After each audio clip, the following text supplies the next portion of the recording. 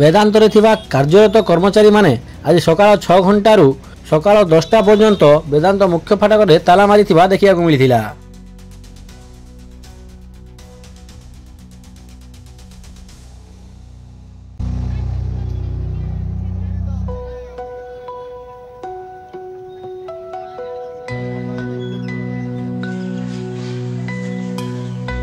ରେଙ୍ଗୋପାଲି, ବନ୍ଧଗୁଡ଼ା, କୋଟଦୁଆର ଓ ବିସ୍ତାପତ୍ୟ କଲୋନୀର କାର୍ଯ୍ୟରତ କର୍ମଚାରୀମାନେ ସକାଳ 6 ଘଣ୍ଟାରୁ ବେଦାନ୍ତର ମୁଖ୍ୟ ଫାଟକରେ ଆଜି ତାଲା ମାରିଥିଲେ।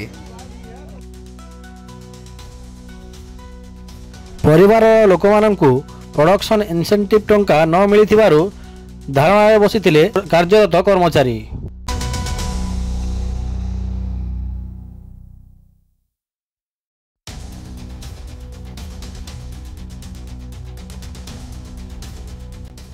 ମୁଖ୍ୟ ଫାଟକରେ ତାଲା ମାରିବା ସହିତ ଧାରଣାରେ ବସି ରହିଥିଲେ କର୍ମଚାରୀ, ଯାହାଫଳରେ ବେଦାନ୍ତର କାର୍ଯ୍ୟରେ କିଛି ସମୟ ପାଇଁ ବାଧା ସୃଷ୍ଟି ହୋଇଥିଲା।